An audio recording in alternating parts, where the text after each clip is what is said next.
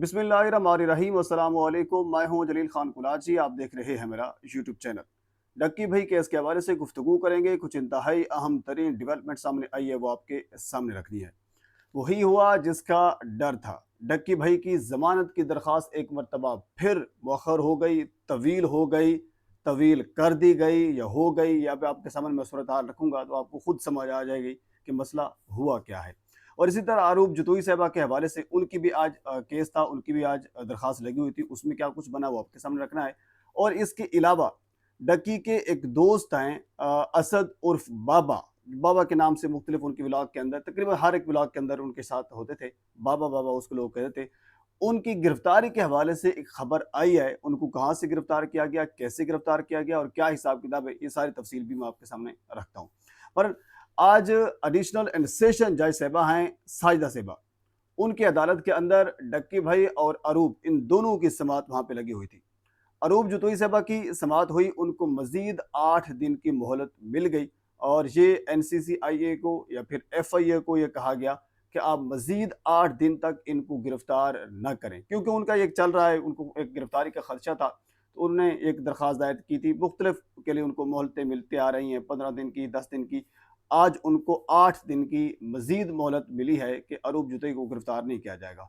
पर हम आ जाते हैं डक्की भाई केस के हवाले से।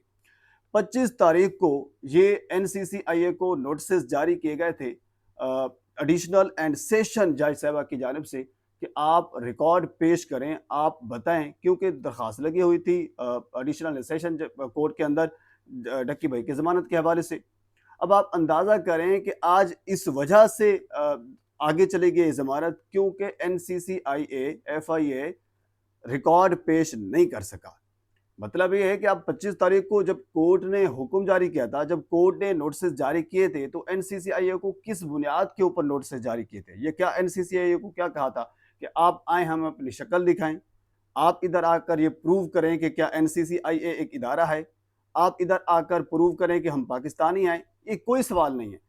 NCCIA को जहरी सी बात है, इसी बुनियाद के ऊपर नोटिस जारी किए गए थे कि आप 8 बजे आएँ और रिकॉर्ड लेकर आएँ और बात ख़त्म करें। आगे जो कोर्ट देखेगी रिकॉर्ड को, उसके बाद फिर डिसाइड करेगी। 8 बजे पेश होना था। जो आज यानी वो IO ऑफिसर जो है इतना पावरफुल बन चुका है कि वो एडिशनल एंड सेशन कोर्ट का हुक्म मानने से इनकार कर चुका है। इनकार ये मुतरादिफ है ना।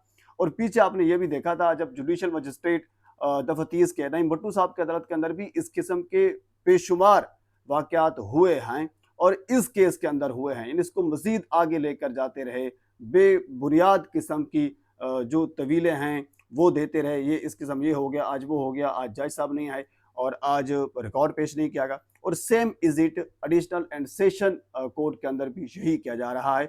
पहली समाअत के अंदर भी उन्होंने यही कहा है कि आज जो IO साहब हैं, जिन्हें इन्वेस्टिगेशन ऑफिसर हैं, उन्होंने आज रिकॉर्ड पेश नहीं किया। तो इसी वजह से आज जरी सी बात, जब रिकॉर्ड पेश नहीं होगा तो फिर जमानत भी डिसाइड नहीं होगी, तो फिर जरी सी बात है अगली तारीख देनी पड़ेगी। तो अब डक्की भाई को मजीद 2 अक्टूबर तक जेल के अंदर मजीद गुजारने पड़ेंगे दिन, जेल के अंदर मजीद उनको रहना पड़ेगा।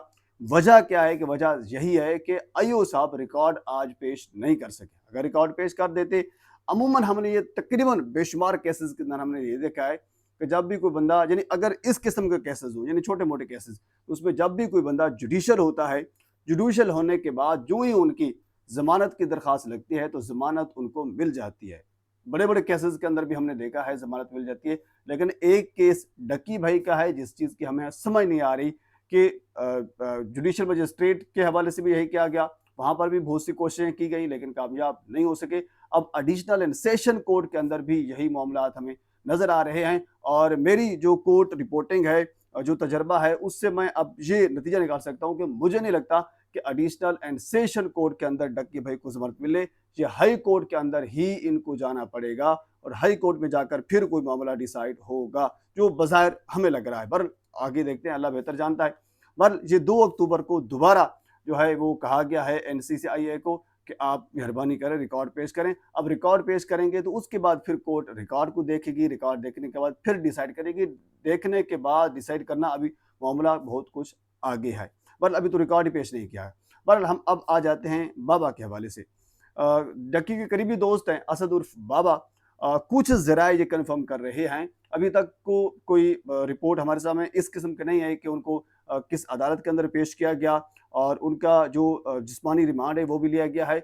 लेकिन ये जो सोर्सेज़ से खबरें आ रही हैं वो यही हैं कि उनको एयरपोर्ट से गिरफ़्तार किया गया और एयरपोर्ट से गिरफ़्तार करने के बाद ड्यूटी जज साहब के सामने उनको पेश भी किया गया और वहाँ से उनका जिस्मानी रिमांड भी ले लिया गया है। अब ये सोर्सेज़ से खबर आ रही है, कोई इस हवाले से एक्यूरेट और ऑथेंटिक खबर या फिर विद डॉक्यूमेंट्स हमारे तक ये नहीं पहुँची, हम इस चीज़ की तस्दीक कर सकें। बहरहाल इस हवाले से मज़ीद अगर कोई चीज़ हमारे तक पहुँचती है तो मैं आपके सामने ज़रूर रखूँगा।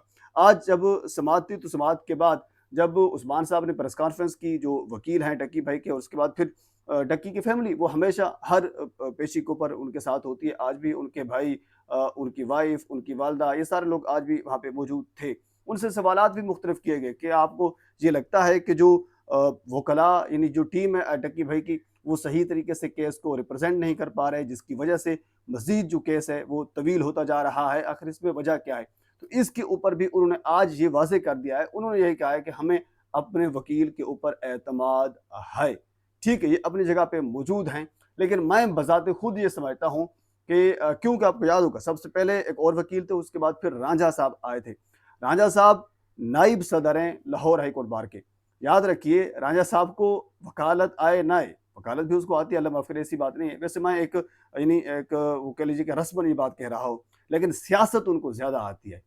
तो ये जो मामला मुझे लग रहा है, आज आपके सामने मैं खुल के रख रहा हूँ, ये जो डक्की वाला मामला है, ये कोई कानूनी हवाले से कोई मामलात नहीं तय पा रहे। ये सियासी मामला इस वक़्त बन चुका है और इसको सियासत से ही हल किया जाएगा। बहरहाल ये मुझे जो लगता है ये हाई कोर्ट में जाकर ही हल होगा। बहरहाल इस केस के अलावा मज़ीद अगर कोई अपडेट मेरे तक पहुँचती है तो बर वक़्त आप तक पहुँचाने की कोशिश करूँगा। एक मरतबा आपसे गुज़ारिश है, मेरे चैनल को सब्सक्राइब कर दें ताकि आने वाली हर इन्फॉर्मेटिव वीडियो आप तक पहुँच सके। अल्लाह हाफ़िज़।